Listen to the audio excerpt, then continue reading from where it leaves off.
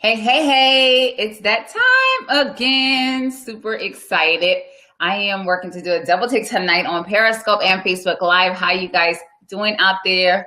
It is definitely roll call time. It is definitely roll call time. Hey, social attraction, how you doing? How are you? How are you? So glad you're joining. Thank you for inviting your followers. So this is actually my 7th episode of Single Central TV. This is the first time I'm broadcasting it live on one of my favorite, all jokes aside, sorry Facebook Live, but Periscope is definitely my favorite for live broadcasting, right? Thank you for the hearts, thank you for the hearts. Facebook is trying their darnest hardest to catch up, but I just don't see that it's still, I still feel like it's two separate platforms where people go to Periscope to watch videos, and on Facebook, they really still are a lot of personal stuff and all that good jazz. So anyway, so in case you don't know me, or in case you're seeing this for the very first time, let me take a minute to introduce myself. My name is Jo Bullock, and I'm extremely passionate about equipping singles to catch their whole life. Everything from your mission to your mate. This is the season, this is the time for you to create the life that you love so you can attract and keep the love of your life. And tonight we're talking about a very specific topic and a special topic that you need to know about. And it's the one thing that if you don't get this thing checked and right in your life, it will just mess up your whole date life, right? And if your date life is jacked up, the likelihood that it's going to lead to marriage is slim, okay? So we need to get all of that in check. We need to get all that in check. So I can't see you guys yet on Facebook. I believe when you, let's see if I can see show. I'm using some new gadgets. I don't see anyone commenting quite yet. So as you come in on Facebook, make sure you say, hey, Jill, this is such and such. Let me know who you are. And I'll give you a shout out if I can. But let's go ahead and get started because we have like 22 minutes before our next thing. So let me get into it. So tonight I want to tell you the one thing that will keep you stuck in your date life. Can anybody guess? Like the one thing that like just jack up your whole life, like especially your date life and your relationships, period. So as you're watching the replay, type, guess, what's that one thing? What's the one thing that hold people back in their relationships that keep people stuck? Okay, so I'm going to tell you what it is. Y'all ready? Drum roll, please. You ready? It is unforgiveness. Yes, communication. That's a good one. But tonight, communication is one thing. But I'll tell you, unforgiveness, it will impact your communication. It will impact your verbal communication. It will impact your behavior. It will impact everything about you. So I have my handy dandy iPad. So if you see me looking down, this is what I'm looking at. I have my notes here tonight. And what I want to tell you about unforgiveness is that unforgiveness will cause you to walk around with a level of suspicion. Right? You looking at everybody, or you looking at somebody's side eye, you dating somebody's interested in you, you looking at the person's side eye, wondering what a guy like that is doing and interested in a girl like you. Hey, Doris. So glad you're joining today. You know, you looking at people's side eye and you wondering what you're questioning their motives. When you're dealing with a lack of unforgiveness, you're thinking, man, he probably dating a bunch of girls. I don't know if I can even trust him like that, you know? When you're dealing with a level of unforgiveness, you can't handle uncertainty. Somebody type that. When you're dealing with a level of unforgiveness, you cannot handle uncertainty. And that's so important because you may be like, why he ain't called me yet? So you met a guy. Hey, Trina, you met a guy a week ago. He called you one time. He hasn't called you back yet. You know, you're like, oh, I wonder what he's doing. I wonder if he asking somebody else on a date. I wonder if he's out with somebody else. You know, you can't handle the uncertainty of what's happening. You're so anxious about the next thing because you're just so engulfed and worried and concerned about it. And so the silence bothers you. The silence bothers you, right? And so that's a sign that you may be dealing with level of unforgiveness, because when you deal with unforgiveness, there's more deeply rooted things that may be uncovered. I'm gonna get there. Listen, unforgiveness causes you to assume. You may be assuming, like I said, he might be dating somebody else. He may be not that interested. There's a lot of things you start to do and you make up. And the funny thing is, have you ever been in a situation where you're dating somebody and you've already come up with a whole plot of what's going on with the situation? You came up with your whole scenario about what's going on. And the thing is, as women, for the women that's on here tonight, sometimes we narrow the issue, the problem, whatever, down to one thing. Oh, it must be this. He didn't call me back. He must be this. He must be that. Or it must be this. It must be that. I'm going to show my iPad. Okay, it could be 10 million things. He could have had an emergency. Hello, somebody. He may need to go pick up his kids. He may be sleeping. He may be working extra hours. But see, when you're dealing with unforgiveness, it causes you to have this deep wound called lack of trust. And because you deal with the wound of lack of trust, you can't trust people. So you're always questioning what they're doing and what they're not doing and why they're doing what they're doing. Hello, somebody. Listen, when we're dealing with unforgiveness, it causes you to fear rejection. She's saying that's true. Hey, Keisha, if I didn't say hi already, it causes you to fear rejection. I remember I had this guy friend who was, thank you for retweeting. You guys share. I had a guy friend of mine who dated this woman. He was married to, and she had deep-rooted unforgiveness issues. And I know that because she had deep-rooted trust issues. Guys, understand, if you have an issue with trust, and I don't know if anybody want to be transparent tonight, because I still am being delirious with trust. I have not arrived, but there's a certain level that you have to be at to engage in healthy relationships. And then from there, you go from level to level and dimension to dimension. But if anybody want to be transparent tonight, you're going to say, yeah, I still can resonate with having a level of trust issues, because if you have been betrayed in the past, if you have been abandoned in the past, if you have been, if you've been rejected in the past, you will have some level of trust issues, right? And sometimes that trust could be a residue of unforgiveness. Could be. But sometimes you forgive, but you still don't want to get close enough to get hurt again. And actually, my pastor preached on this today, Pastor Battle, and what he actually did a demonstration. He's so funny. And he had a breastplate, and he was like, even though you may have, start to forgive that person, you may still have that breastplate on to protect your heart. And you still may have a helmet on because you want to protect your thoughts, and you don't necessarily want to share your thoughts with that person because you still, don't trust that person or trust other people. So that's why sometimes, people build a wall and then nobody can get in. And so you're the only one stuck in that area. You stuck in your own isolated phone booth because you done build this whole glass proof, environment. Nobody can get in because you're trying to protect yourself. But you're going to have to get to a place that you learn to, one, forgive, and also a certain level of trust to at least allow yourself to have that level of vulnerability. Okay? But let me go back. Hey, Purple Queen, let me go back to the cause of rejection in this young lady. So this guy, my friend, was dating this, married to this woman who had deep-rooted unforgiveness, deep-rooted trust issues. Unfortunately, she was not raised by her dad. She was super extra on the outside. See, sometimes that also can be a sign. Because listen, the truth be told, you may not even be aware of some of the things that's going on with you. You just may realize that something's not right, but you can't necessarily pinpoint what it is that's not right.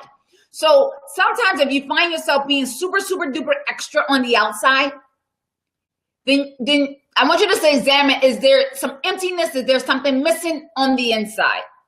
Right? Being extra on the outside, always have to be slaying with your makeup, always have to be slaying with your outfits, always have to be slaying with the latest bag, always have to have the latest shoes. You know what I'm saying? Always just have to look good, and you go out of your way to make sure you look good. And I'm not saying, listen, you should look good. You should look good. I believe in women should get their hair done, get your makeup, do whatever you got to do. But you got to think about it. Is it in proportionate to the work that you're doing on the inside? Well, that was the case with this young lady, and she found herself constantly questioning her husband's motives, constantly questioning his relationships with other people. She was even jealous of him, right? And she jealous his likability factor because he was a very likable person, and people were attracted to him, not in a way of a sexual kind of way or an inappropriate type of way, but people was attracted to him because he was a good dude. You know what I'm saying? He was kind-hearted. He was a godly man, God-fearing man, and he just was a good dude. So people were attracted to him, and he was pleasant, had very charismatic. People are going to be attracted to people like that. But she found herself being jealous of him. And unfortunately, maybe I don't need to say that marriage, unfortunately, did not last, right? It did not last. And she ended up stepping out on him. Yeah. And the thing was, she never trusted him. And because she had been betrayed so much, she now became the betrayer. So hurt people, and help people, and heal people, heal people. So listen, I remember, and sometimes you guys, let me just recap, and I'm about to go into 3 points about how you can kind of move forward a little bit in the situation. I talked about unforgiveness can cause you to have lack of trust, which is huge, humongous, cause you to be suspicious, cause you to assume all kind of stuff. You done make up your whole story. You done made up your whole story. You done created characters, plot, you know what I'm saying? All this. And you don't even know all the facts. You're just making things up. And we got to be careful that we don't allow our creativity, our imagination to mix in with reality, right? Because we can be thinking a lot of things, but it doesn't mean that those things are true. And two, also make sure that you don't allow your past to constantly allow you to think the worst case scenario all the time. Come on now. Don't be always thinking that the worst case scenario.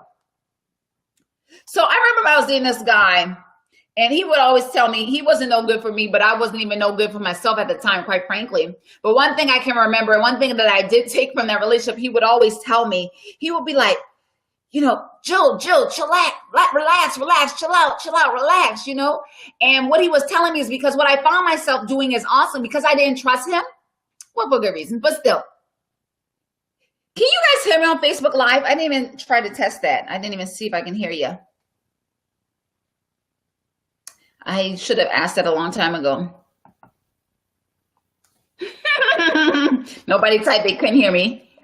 Oh my God. Nobody said that they couldn't hear me. Anyway, I'm just going to keep rolling. Worst case, I have to repost it on Facebook. Okay, great. Because I'm trying a new microphone thingamajiggy and I didn't proper test it. I'm glad that's working. Okay. So let me get back where I was. Oh yeah, the guy I was dating. Okay, thank you. The guy I was dating would tell me to chill out. But even though that was an unhealthy relationship, I still learned something from that relationship. What I learned is what he was telling me is that, Joe, you can't always, if you're going to be in a relationship with me, you got to trust me. Because somebody typed that, if you're going to be in a relationship with somebody, you got to trust them. And if you can't trust them, get out of the relationship. It's real easy. I love dealing with single people. Let me tell you, one reason I love dealing with single people is because you can be a flight risk. You should be a flight risk. You don't have to stay. Listen, if your relationship is jacked up, all you got to do is leave. All you got to say is, this is not working for me. All you got to say is, don't call me no more. All you got to do is change your number. Listen. Y'all don't know how liberated y'all got it as a single person. If it's not working, we can fix it real quick. Actually, we're going to be having a webinar coming up. Talking about Fix My Date Life. Because if it's broken, this is something we can correct.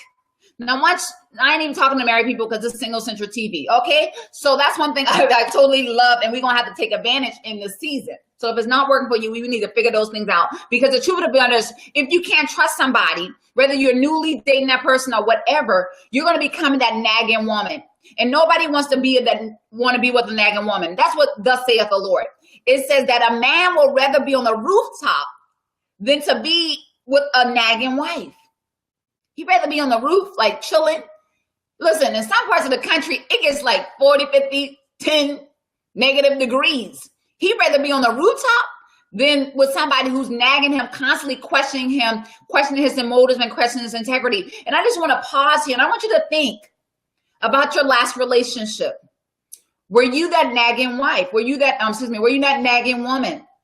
Constantly complaining, constantly questioning, constantly not being, certain about what the situation was.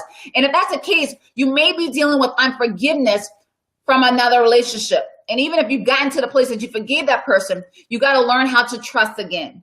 Okay, that's the second thing. Once you forgive somebody and you extend that forgiveness, then you got to learn how to trust again.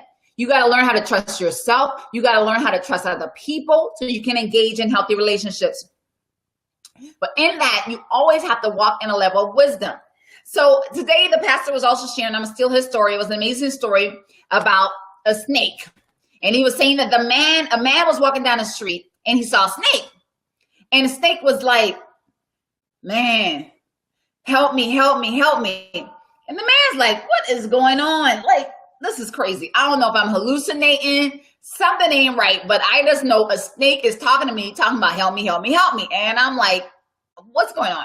So the snake was stuck under the rock, and the snake kept telling the man, listen, I'm stuck under this rock. I need you to help me. I don't want to freeze to death. I promise I won't bite you.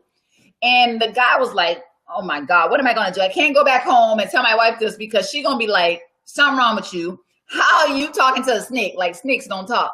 So he's like, I can't tell her. So what am I going to do? So the snake kept telling him, I ain't going to do nothing to you. I just want to get free. I don't want to die here. So anyway, the man was like, well, okay, what the heck? You know what I'm saying? Let me just get the snake from underneath the rock. So he moves the rock and he picks up the snake and he puts the snake closest to him. And as he was walking with the snake, now I don't know why he did all that because all he was, I don't even know why he grabbed the snake, but okay, let's keep going. He grabbed the snake and he holding the snake, right? He's holding the snake and he can feel the ice melting because the snake was half frozen. He could feel the ice melting, right? And he was holding the snake, and as he was standing there, he felt a sting all throughout his body. And he knew something was wrong. And then as he was dying, the man was dying because the snake boy bit him. He was about to die. And he was like, I just got one question. And he was like, why did you bite me? He asked the snake that. The snake said, because I'm a snake. Hello, somebody. Hello, somebody. So sometimes you guys are setting yourself up for being in relationships with people that you know are a snake. There was a snake when you met them. There was a snake when you was dating them. They're going to be a snake likely when you leave them. And you now bent out of shape, but now you deal with unforgiveness because you were dealing with a snake, but you knew you was dealing with a snake from the beginning.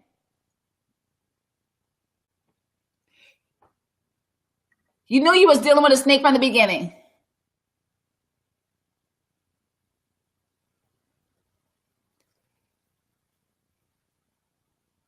Yes.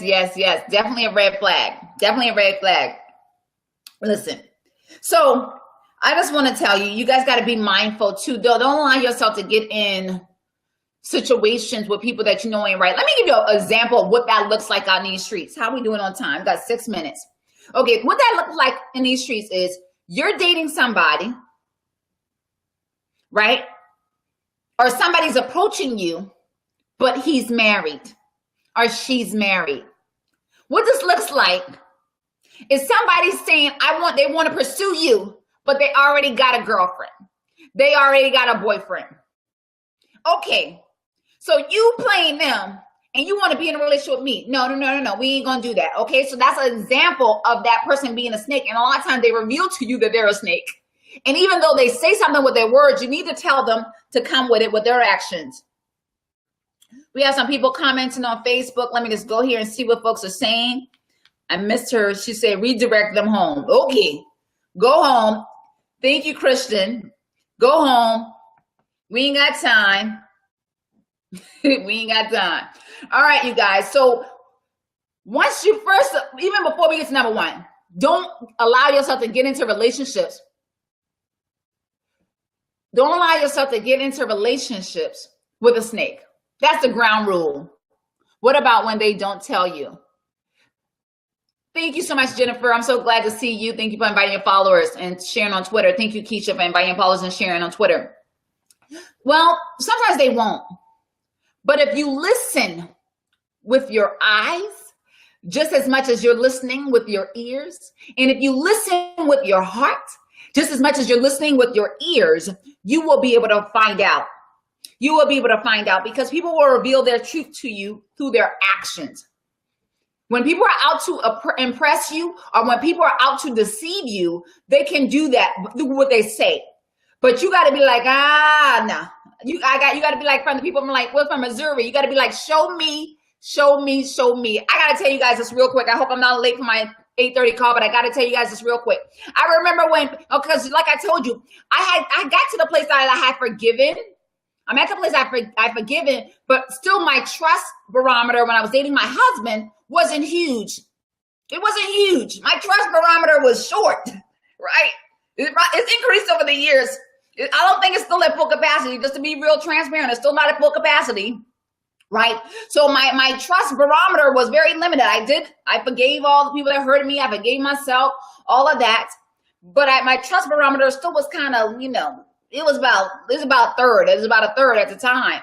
Right. So my husband kept telling me that he wanted to marry me. He kept telling me that, he saw me as wifey material, and, he kept asking me about rings, and he kept asking me about what I want for a wedding. And he kept asking me all these questions.